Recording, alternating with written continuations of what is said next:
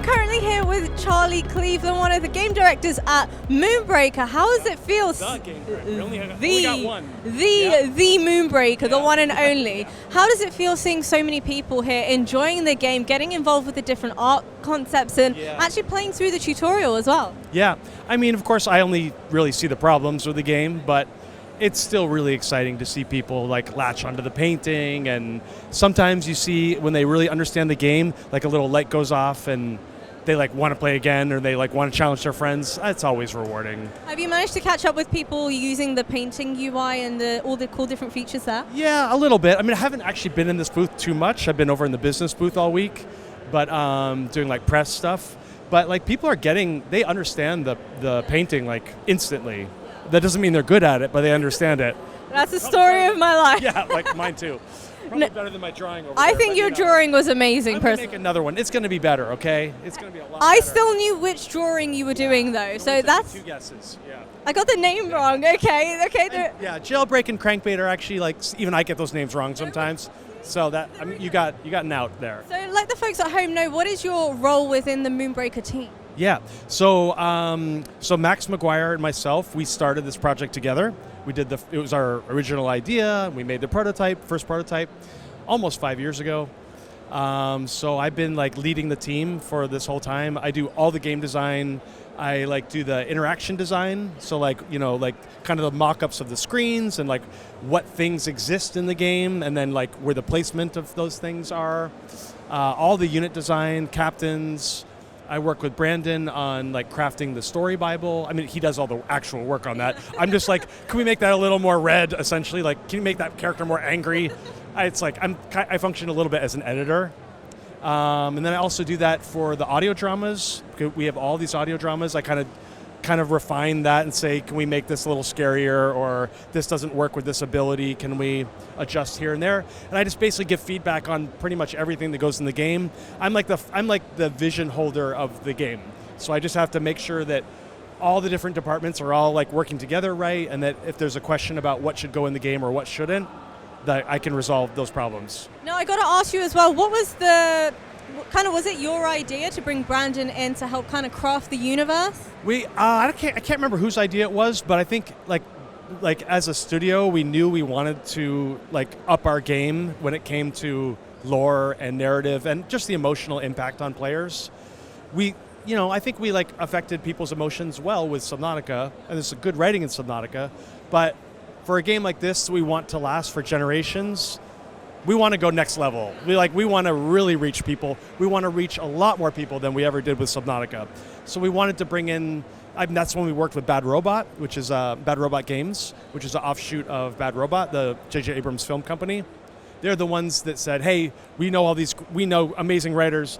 We've got all the contacts. Let's set you up with all these people. They knew Brandon. They lured him in, we talked, it was like an instant fit, and so that's how we got working with Brandon. Now, did it take much convincing on your behalf, for the whole team to kind of sell your idea of, let's do it, let's make Moonbreaker? I see, not with Brandon, but with Moonbreaker, yes. Yes, it did. Because we have people in the community who want us to make more Subnautica, and people on the Subnautica team are like, this is very different, are you sure you want to make this? They had, and the game looks pretty good now, but if you think about what might have looked like a couple years ago, without art, without sound, with like UI problems, it takes a lot to convince someone that something is going to be special. Just now, like getting ready for the show, getting ready for launch, the game has really come together recently. I think the team now can see that there's something special there, but it did take a long time. And obviously your kind of team is infamous for going against the fold, against what everybody else thinks you should be doing. That was the case with Subnautica as well. So how long did you think it would ultimately end up taking to bring them all on board and kind of be in agreement on Moonbreaker? I mean, I don't know if we're all in agreement yet, but I think most people at the company are like, yeah, that's going to be awesome. I don't know. I didn't think it was going to. I was surprised that it took that long, honestly. Yeah. Well, 5 years keeping it a secret for so long must have been incredibly painful and incredibly difficult. How has it been seeing the community's reaction to it? It's crazy. We're like an open development company. We do like early access. We do, we're very transparent with our community. So in the past, we would like you tweet like an image of like a sketch, or like, here's an idea. You just tweet it out there before you've even made any decisions. That's how we're used to working. So to work in this closed way is like definitely took some discipline, and it was sometimes hard to like stay motivated because you don't have any feedback. Like, keep going, we believe in you. That never happens. But I have to say, now that we're actually here and there's so many, like a week ago, no one knew about the game. Now we have like literally, I don't know, probably like over 6 million people that know. Like, if you look at the numbers on the game, on the opening night live, and then plus all the people that come to the booth, we got like, actually no, more than that. What am I saying? Wait a second. I don't know how many people, but we've had billions of impressions. We've had almost 4 billion impressions from this event alone on various websites and stuff. So to go from like 0 to that in like just a couple days, and walking into a booth and seeing your new logo on the wall, and people like, I think I saw like you or someone else wearing a Moonbreaker t-shirt. I don't even have a Moonbreaker t-shirt. Like, I don't even know where that t-shirt came from. People are playing the game. It's actually surreal. Like, the game feels like it has transformed just in a couple days. It has gone, it's a new game. Somehow it's new. It feels new to me. And one thing that you had mentioned was keeping it such like a closed secret for so long. Obviously now with the early access, that is not going to be the case. People are going to have the opportunity to actually communicate their feedback on Discord and things like that. How communicate that feedback? I like how politically you made that. They're just communicating their feedback. They're like yelling at you and just like trolling you constantly, sending you hate mail. But yeah, they're communicating their feedback. Yeah. I mean, Discord is the place to go to do all of that. How proactive would you say yourself and the entire team are with gathering that feedback and taking it on board? We have Scott and Danya are like all over that Discord. I think it's growing so quickly. I'm hoping they can keep track all that feedback. And we also check other places too, like Reddit. I don't know if our Steam community is set up yet. It probably is. We check all those sources. It's impossible to read every single thing, but we are on it. This is so important for us to find out what people really want changed. We can't promise that we're going to change everything that they ask for, but of course we want to know, and then we can make our best decisions from that. So we're all over it. We love this part of it. That's what we love to hear from any game company, from any dev, so thank you so much. I got to ask you though, before we wrap things up, what's next for Moonbreaker? Obviously early access, 29th of September, but from now until then, what are the next steps for yourself and the team?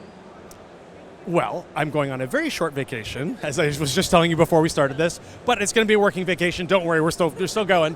We're just like all hands on deck, like the whole team. Like, we don't crunch at the company, but people are like, they're putting in the extra effort because they know I don't want them to. What am I saying? Now I'm trying to condone. I'm condoning crunch. I don't want to condone crunch, but they're excited. They're like, you can't stop it. Like, if I wanted to stop it, we couldn't. We chose our launch date. It's going. Like, we want the game to make a good impression. This is our big moment. We're really excited about it. We're just not going to let up the last month. We have a lot. We're changing the UI a lot right now. We're putting in the audio. The first audio drama just went in last night. We have a little audio drama player. We're putting in lots of stuff right now. So I mean, we got a lot to do still.